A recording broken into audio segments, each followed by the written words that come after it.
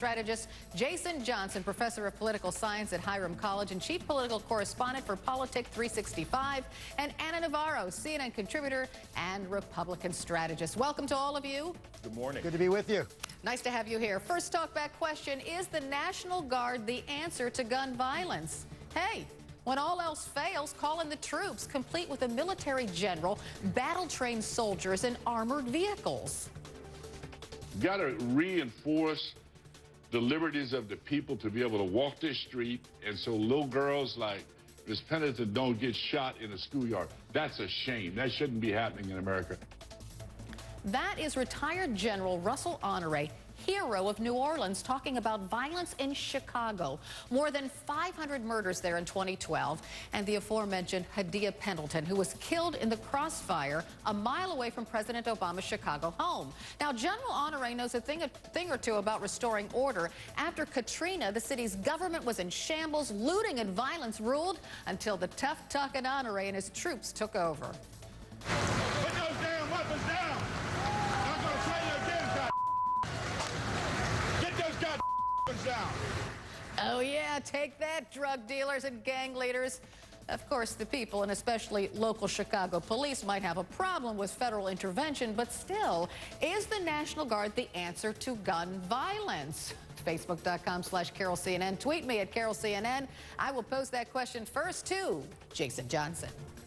Yes, so it makes perfect sense for us to respond to gun violence by highly militarized responses. No, this is not how you solve gun violence in America, and it's not even how you clean up bad neighborhoods. What you do is you hire more police, you hire police from those particular communities, and you have the police walk the streets. You have things like what Rudy Giuliani did in New York, which is you take care of quality of life crime. You start taking graffiti off the walls, taking care of garbage. These are the ways that you clean up neighborhoods. These are the ways that you stop gun violence. It's not by bringing in troops and scaring the heck out of everybody in the street. Oh, but Anna, just this sight of General Honore saying to some stupid gang member who's prone to violence, like, put that gun down, son, or I'm going to get you. That sounds kind of good to me, actually. Well, it sounds good to me, too. I got to tell you, I love General Honore. I think he'd do a great favor to Chicago if he moved there. And, he started working with the youth in Chicago. But I agree with Jason. I don't think militarizing Chicago or any of the other urban areas that are facing huge amounts of gun violence is the way to do it. Carol, I was born in Nicaragua. I lived through a civil war. I know what it's like to have armed men all over your cities and all over your parks, all over your schools. This is not what America is. We have got to find ways to solve this in logical, rational ways where we involve everybody, where we involve the parents, the schools, the police, the local authorities, the federal authorities. Militarizing it is not the answer. Well, this is what General Honore is suggesting, Robert. He's saying if we go in and try to control the violence somewhat, then police can actually do their jobs. They can investigate crimes, they can grow closer to the community, and they could take care of some of the things that Anna and Jason were talking about. And that's a very valid point. But we're not going to do it with General Honore coming across like a grade B Clint Eastwood in a bad movie. The reality is we know what has to be done, and we also know how to do it. Bill Bratton did it as New York City Police Commissioner, and he did it also in Los Angeles as the LA Police Chief. It's about, as Anna pointed out, involving and engaging the parents. It's about getting guns off our streets. It's about education programs for our young people and programs after school for them. There's a whole approach that has to be taken, and it's not done by undermining our law enforcement officials or militarizing our streets. It's got to be done in a collective, holistic approach. So why isn't Chicago doing that, Jason? Because it doesn't appear to be doing that. Well, because it costs a lot of money, and because, unfortunately, I think it's very important we make this clear. I'm not making a culture of poverty argument, okay? Most of the people in these neighborhoods who are poor, they're not doing anything wrong. They're being held hostage by a small criminal element. If you had more police, people just want to get up, go to work, and go to school. So you hire more police. You hire police from that neighborhood. You have a local police officer where he or she, they walk down the street on a regular basis. That is how you end gun violence, because the criminals don't want to get into a shootout with cops. It's a pretty simple solution. It just costs money. Okay, well, let's go back. Let's center on that money issue, and I want to address this to Anna, because cities across America are strapped. They can't just go out and hire new police officers. So is that really the answer? Don't they need help from the federal government? Federal help of some kind? Look, I think they need to prioritize.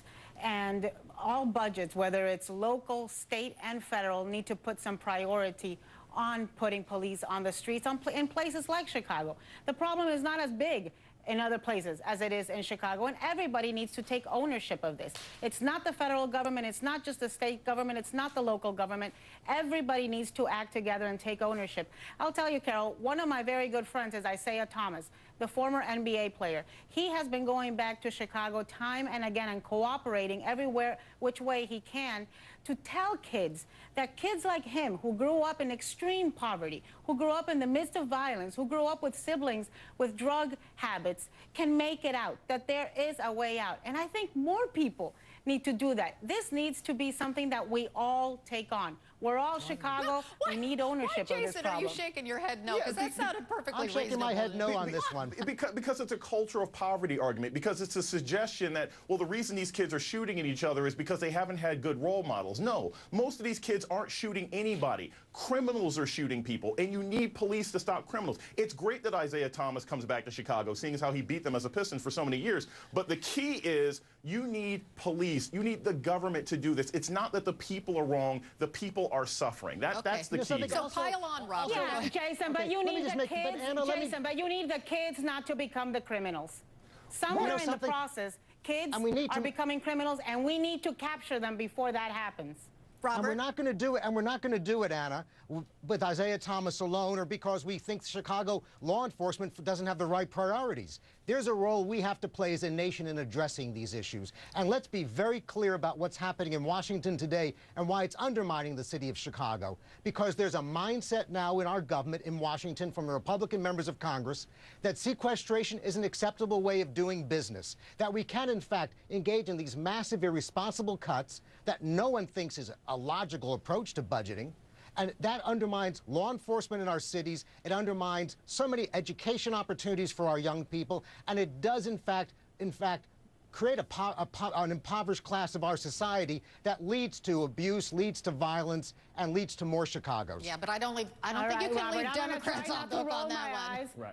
Yeah, I'm going to try not to roll my eyes at your suggestion that Republicans are the ones responsible for Rahm Emanuel's city, for President Obama's state, for a state that's mostly Democrat. Look, you know, you're responsible for walking away from responsibility, and you laying the blame on Republicans and making this a partisan issue. Frankly, I don't think helps any single kid. Anna, I make you a partisan issue. We're going to have to wrap this part of